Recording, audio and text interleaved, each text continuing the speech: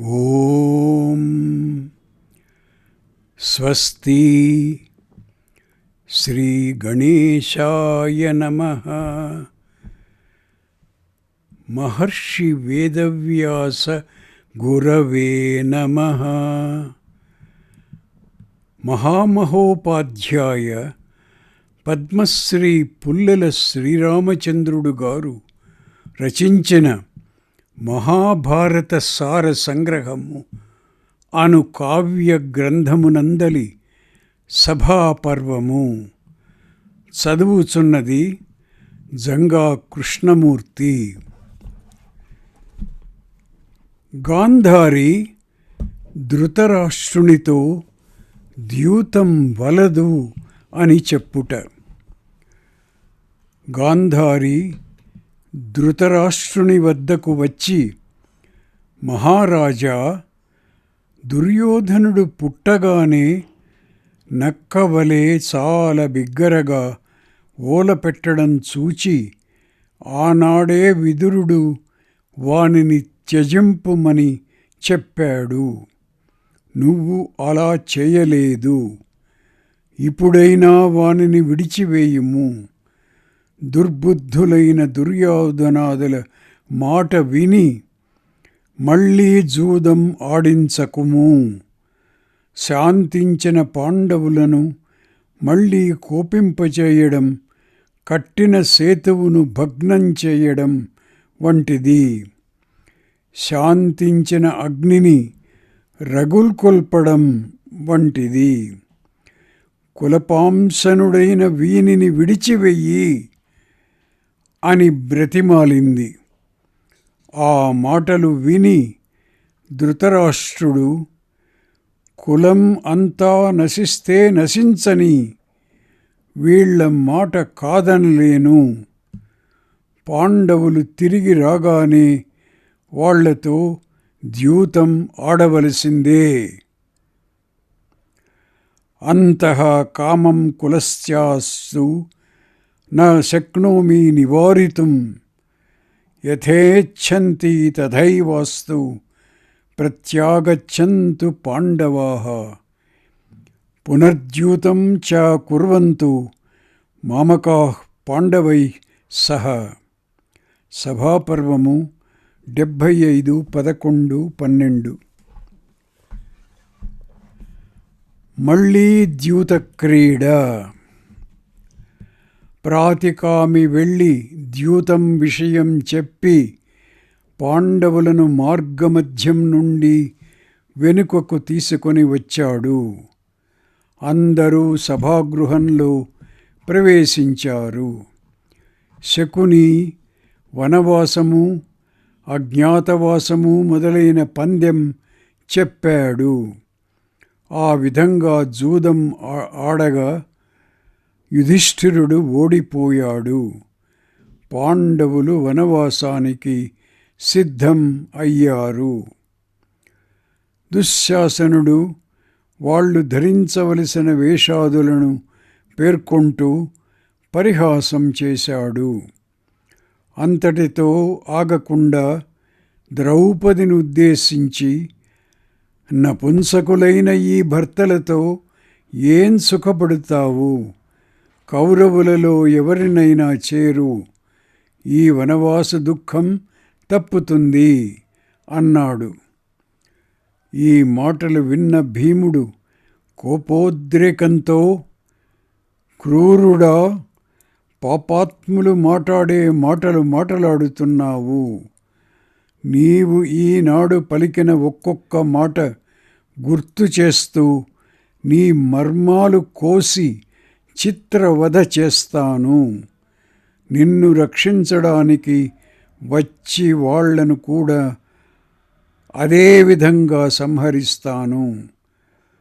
కృష్ణాజనాదులు ధరించి అలా ఉంటున్న భీముని చుట్టూ తిరుగుతూ దుశ్శాసనుడు ఆ కౌరవులందరూ చూస్తుండగా ఎద్దు ఎద్దు అని అరుస్తూ నాట్యం చేశాడు. నీ వక్షస్థలం ఛేదించి నీ రక్తం త్రాగుతానని భీముడు ప్రతిజ్ఞ చేశాడు.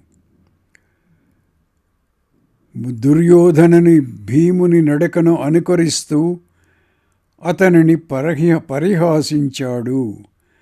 భీముడు కోపోద్రిక్తుడై ఇలా అన్నాడు: నేను దుర్యోధనుణ్ణి వధిస్తాను, కర్ణుణ్ణి ధనంజయుడు వధిస్తాడు, ఈ శకునిని సహదేవుడు వధిస్తాడు. మళ్ళీ చెబుతున్నాను వినండి. యుద్ధంలో ఈ దుర్యోధనుణ్ణి గదతో చంపి వీని శిరస్సు నేల మీద పడవేసి తన్నుతాను. దుశ్శాసనుని వక్షస్థలం ఛేదించి రక్తం త్రాగుతాను. యుద్ధంలో కర్ణుణ్ణి వాని పరివారాన్ని వధిస్తానని అర్జునుడు, శకునిని చంపుతానని సహదేవుడు, ద్రౌపదిని చెడ్డమాటలాడిన ధృతరాష్ట్ర కుమారులను చంపుతానని నకులుడు ప్రతిజ్ఞలు చేశారు. పాండవులు పెద్దవారికందరికీ నమస్కరించి బయలుదేరారు. మీరు వచ్చే వరకు మీ తల్లి కుంతి మా ఇంట్లో ఉంటుంది, ఆమె వృద్ధురాలైంది కదా అని విదురుడనగా పాండవులు అందుకు అంగీకరించారు. విదురుడు యుధిష్ఠిరునికి అనేక విధాల ఉపదేశించి వాళ్ళనందరినీ ఆశీర్వదించాడు.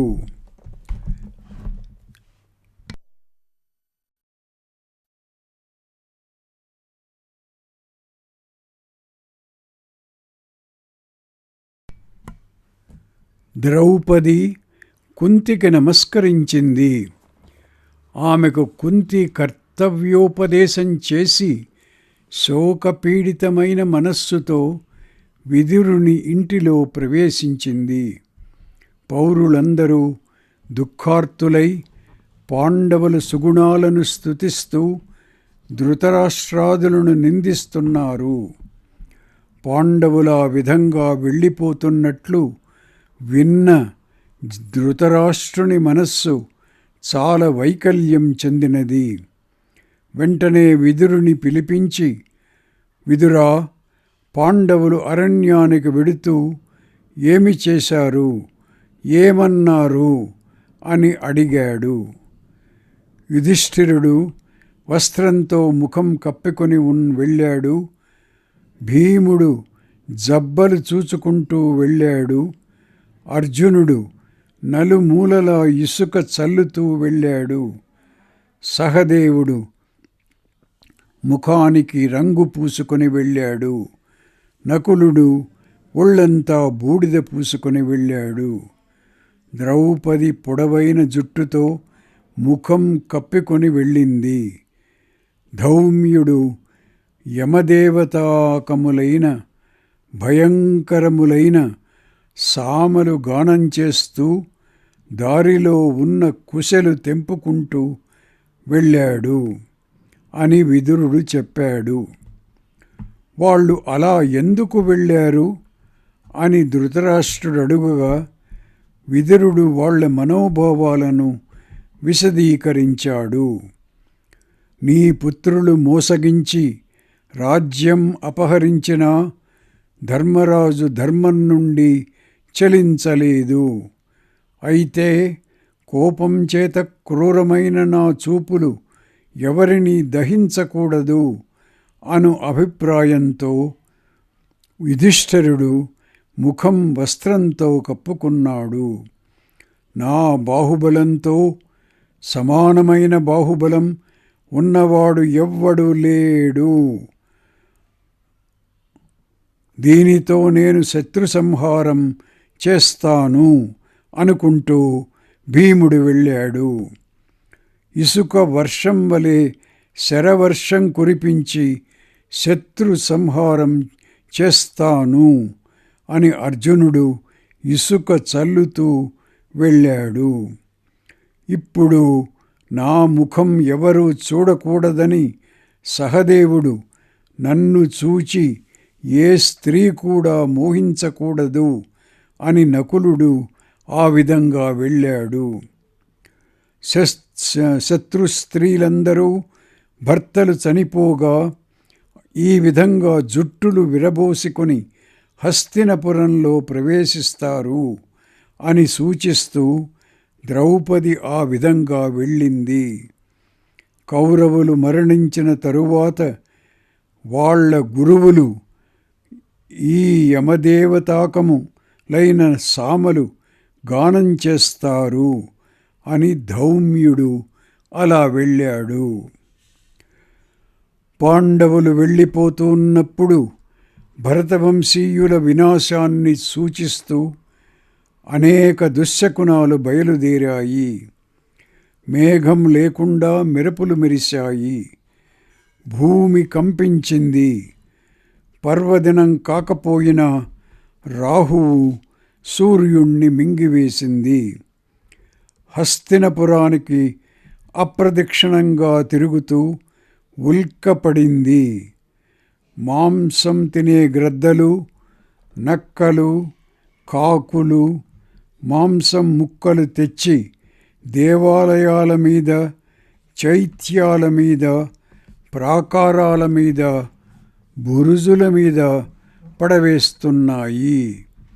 ఇవన్నీ నీ దురాలోచన వల్ల రాబోయే వినాశాన్ని సూచిస్తాయి.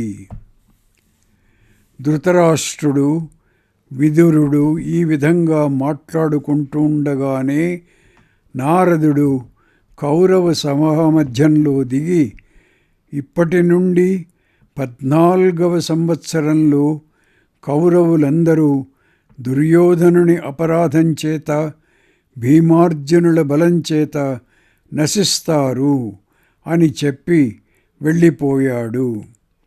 తరువాత దుర్యోధనుడు, కర్ణుడు, శకుని, ద్రోణుడే తమకు ఆశ్రయం అనుకుంటూ అతనికి తమ రాజ్యం అప్పజెప్పారు.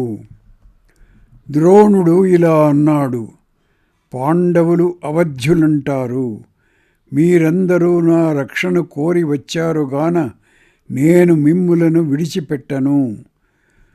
పాండవులు 13 సంవత్సరాలు అయిన తరువాత తమ పగ తీర్చుకుంటారు.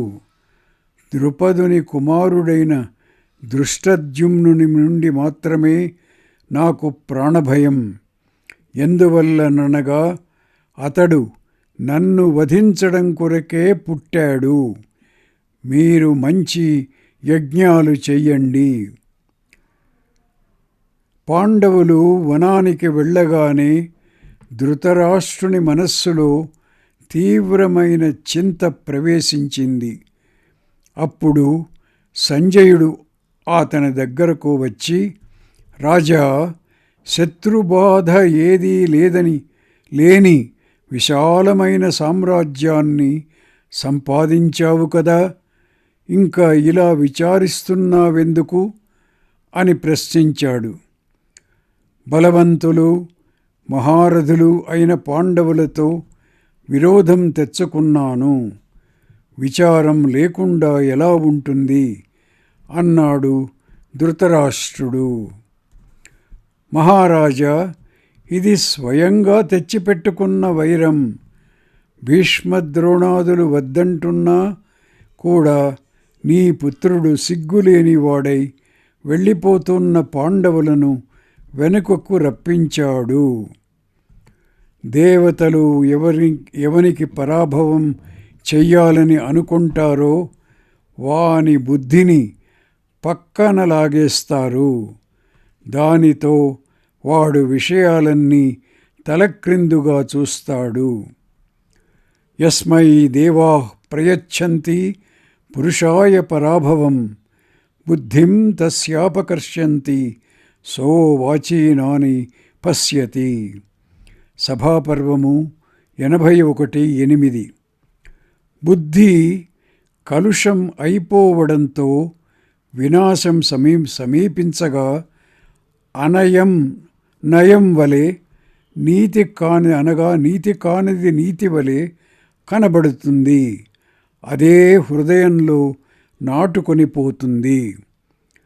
బుద్ధౌ కలుషభూతాయాం వినాశే సముపస్థితే అనయోస్ నయసంకాశో హృదయాన్నాపసర్పతి.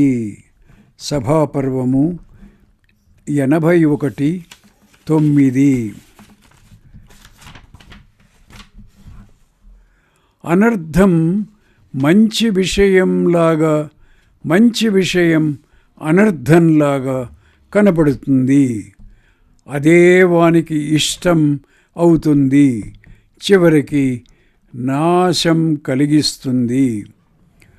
అనర్థాశ్చార్థరూపేణ అర్థాశ్చానర్థరూపిణః ఉత్తిష్టంతి వినాశాయ నూనం తచ్చాస్య రోచతే. సభాపర్వము 81:10.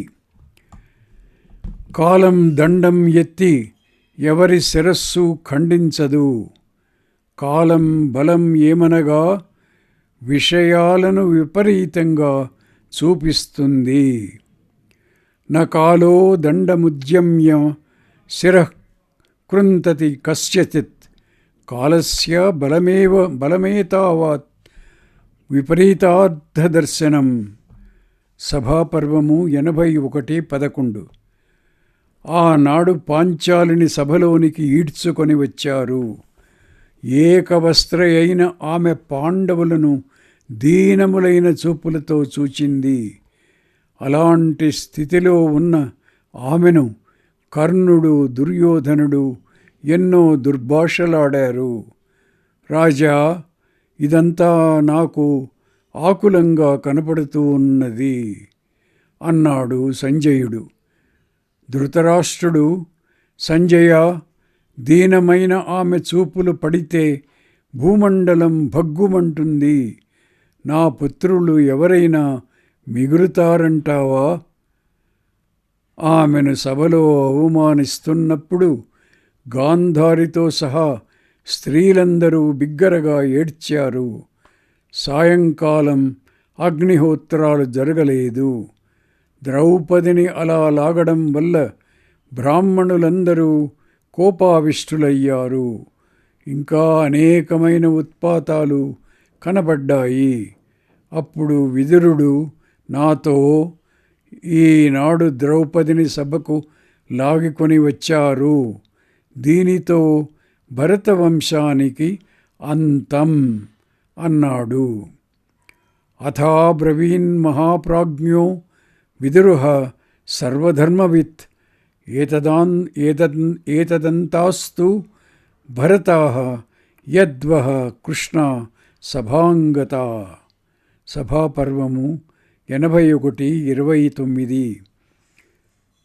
విదురుడు ఇంకా అనేక విధాల బోధిస్తూ పాండవులతో మైత్రి పెంచుకోమన్నాడు.